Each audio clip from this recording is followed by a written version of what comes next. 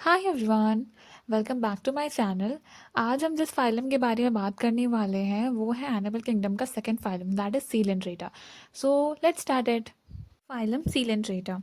Coelenterata word जो आया है वो सीलेंटेरॉन से आया है। सीलेंटेरॉन का मतलब होता है cavity, that is gastrovascular cavity. Coelenterata के पास एक कैविटी होती है, जैसे पॉरीफेरा में स्पॉन्जोसील होती है उसी टाइप से गैस्ट्रोवैस्कुलर कैविटी सीलेंट्रेटा में प्रेजेंट होती है। उसी की वजह से जो फाइलम है उसका नाम सीलेंट्रेटा पड़ा।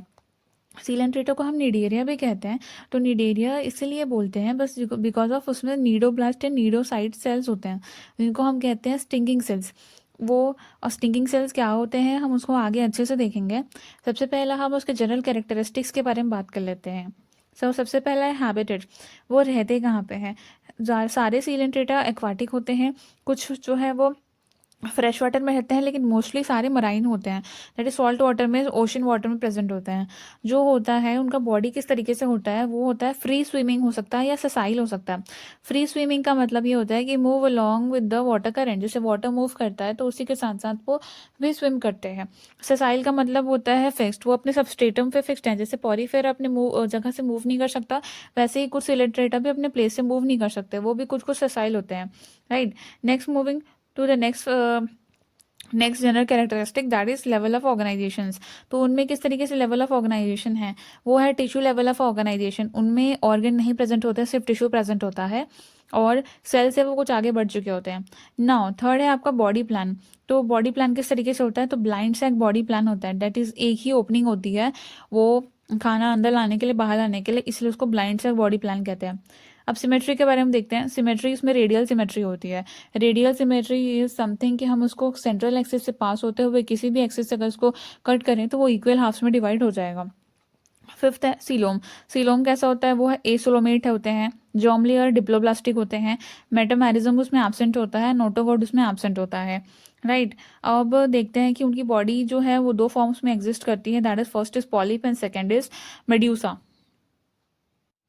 सो पॉलिप एंड मेड्यूसा। जो पॉलिप होते हैं वो सिलेंड्रिकल होते हैं, ससाइल होते हैं, दैट इज उनकी जो बॉडी होती है वो सिलेंडर शेप की होती है। एंड वो जो है वो ससाइल होते हैं, दैट इज वो अपने सबस्ट्रेटम से अलग नहीं हो सकते, वो एक ही जगह पे फिक्स्ड होते हैं, राइट। वो ए सेक्शुअल फॉर्म होते हैं और ए सेक्शुअल रिप्रोडक्शन करते हैं। जो पॉलिप फॉर्म होता है वो सिर्फ ए सेक्शुअल रिप्रोडक्शन करता है, वो सेक्शुअल रिप्रोडक्शन नहीं करता। जो पॉलिप का जो एग्जाम्पल है वो है Hydra and second is Adamsia. Now medusa पे मूव करते हैं। तो सेकंड जो फॉर्म है वो है मेड्यूसा, और मेड्यूसा अम्ब्रेला लाइक स्ट्रक्चर होते हैं, जैसे अम्ब्रेला के जैसे स्ट्रक्चर्स होते हैं, जैसे हम देख रहे हैं यहाँ पे अम्ब्रेला लाइक स्ट्रक्चर्स प्रेजेंट हैं। वो फ्री स्विमिंग होते हैं, दैट इज वो मूव कर सकते हैं, जैसे जेलीफिश हम देखते हैं वो है, वो फ्रीली स्विम कर सकता है, वो अम्ब्रेला शेप का होता है, वो मेड्यूसा होता है। वो जो है वो सेक्सुअल रिप्रोडक्शन करते हैं, इसलिए हम उनको सेक्सुअल फॉर्म कहते हैं। वो जो है होते हैं, उसमें जो एग्जाम्पल है वो है ऑरेलिया का एग्जाम्पल। नेक्स्ट हम देखते हैं कि जो सीलेंट्रेटा होता है वो अल्टरनेशन ऑफ जनरेशन या फिर मेटाजेनेसिस शो करता है। इसका मतलब ये होता है कि जो पॉलीफॉर्म और मेड्यूसा फॉर्म है, वो कोई कोई जो ऑर्गेनिजम्स हैं वो इंटरचेंज हो जाते हैं, लाइक कुछ हाफ फेज में उनके लाइफ साइकिल के फेज में कुछ पॉलिप होते हैं, कुछ मेड्यूसा होते हैं। तो अगर कोई एग्जाम्पल है वो पॉली फॉर्म में एग्जिस्ट करता है तो वो ए सेक्सुअल रिप्रोडक्शन करेगा और मेड्यूसा फॉर्म में चला जाएगा। एंड अगर वो मेड्यूसा फॉर्म में है तो वो सेक्सुअल रिप्रोडक्शन करके पॉली फॉर्म में आ जाएगा, राइट। जो एग्जाम्पल उनका है जो मेटाजेनेसिस शो करता है, उनका एग्जाम्पल है फाइजेलिया एंड ओबेलिया। अब एक और चीज़ है hypostome, located below the mouth. जैसे माउथ होती है उसके नीचे एक स्ट्रक्चर होता है, उसका नाम है हाइपोस्टोम। एंड हाइपोस्टोम क्या करता है कि फूड को इंगल्फ करने का अच्छे से हेल्प करता है, जैसे सोलो करने का, उसको नीचे लाने का हेल्प करता है, राइट। अब उनकी बॉडी में जो गैस्ट्रोवेस्कुलर कैविटी होती है एंड कुछ टेंटिकल्स होते हैं। अब टेंटिकल्स के बारे में हम आगे देखते हैं। तो जो टेंटिकल्स होते हैं वो ऐसे स्ट्रक्चर्स होते हैं जो सिलिंड्रेटा में पाए जाते हैं। टेंटिकल्स के ऊपर में कुछ स्टिंगिंग सेल्स प्रेजेंट होते हैं। स्टिंगिंग सेल्स का काम क्या होता है, anchorage, offence and defence. Stinging cell का ये तीन काम होता है। एंकरेज मतलब अपने किसी जगह पे उनको रहना है तो वो उसको पकड़ लेंगे उस जगह को वहाँ पे बैठने के लिए, और या तो अपने ऑफेंस के लिए काम करते हैं, that of capture of prey. उनका जो शिकार होता है उनको पकड़ने के लिए वो अपना स्टिंगिंग सेल्स का वो करते हैं। डिफेंस के लिए जैसे उनको कोई प्रीडेटर आ रहा है तो उनको खाने के लिए आ रहा है तो वो अपना स्टिंगिंग सेल्स को यूज़ करेंगे और उनको डिफेंस का काम करेंगे। तो बेसिकली स्टिंगिंग सेल्स में प्रेजेंट होते हैं कुछ पॉइजन्स उसमें प्रेजेंट होते हैं, तो वही पॉइजन्स को यूज़ करके वो ये तीनों काम अच्छे से कर पाता है। राइट। तो अब स्टिंगिंग सेल का हम स्ट्रक्चर देख लेते हैं। तो stinging cells also called as cnidocyte या नीडोब्लास्ट सेल्स, राइट। उनको नीडोसाइड या नीडोब्लास्ट भी कहते हैं। और उसके स्टिंगिंग सेल्स के अंदर में एक स्टिंगिंग कैप्सूल प्रेजेंट होती है। स्टिंगिंग कैप्सूल का मतलब उसका नाम होता है निमेटोसिस्ट। अब निमेटोसिस्ट में पॉइजन्स फिल होते हैं, उन पॉइजन्स का नाम होता है हिप्नोटॉक्सिन। सो बेसिकली एक स्ट्रक्चर देखते हैं स्टिंगिंग सेल्स का यहाँ पे। तो सबसे पहला वो जो होता है वो ओपर्क्यूलम होता है, जिसका कवर का काम करता है। लाइक जब वो रेस्ट स्टेज में है तो उसको ढक के रखता है सो दैट वो पॉइजन बाहर ना चला जाए, या फिर मतलब बेसिकली उसको ढक के रखता है। एक नीडोसिल होता है। नीडोसिल ऐसा स्ट्रक्चर होता है जो आउटर स्टिमुली को एक्सपीरियंस करता है और समझता है कि हाँ बाहर में अभी हमें अपना जो सेल है वो बाहर निकालने की ज़रूरत है या फिर नहीं करके। अब देखते हैं यहाँ पे कि लासो होता है। जो लासो जो होता है बेसिकली अगर जब स्टिंगिंग सेल बाहर जाता है तो उसको सेल से अटैच करने का काम करता है सो दैट वो बाहर ना चला जाए, कंप्लीटली आउट ना चला जाए सेल से।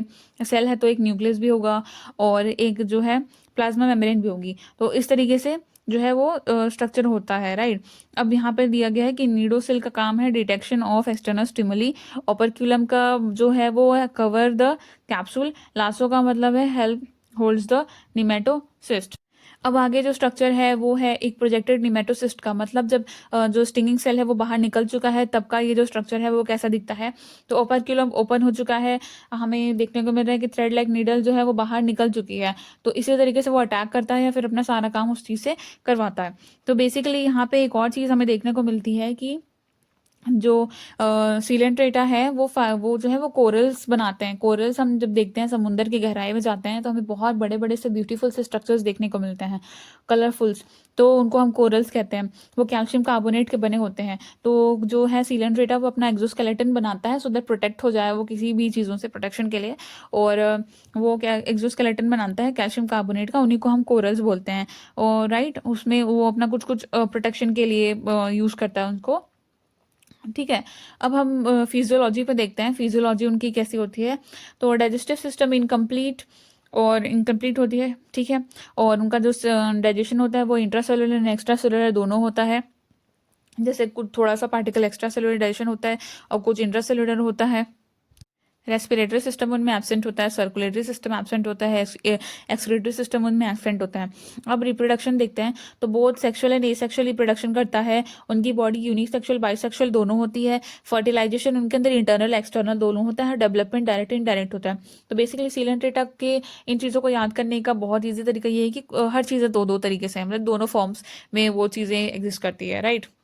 अब लास्ट में हम इनके एग्जांपल्स देख लेते हैं जो एनसीईआरटी में गिवन है।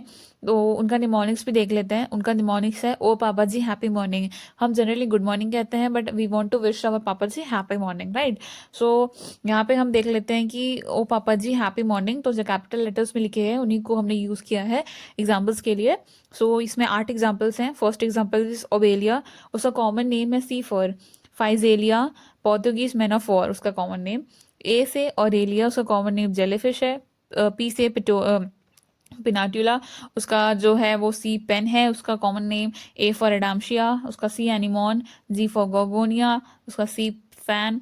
H for Hydra that is fresh water polyp and M for Meandrina that is brain corals, right.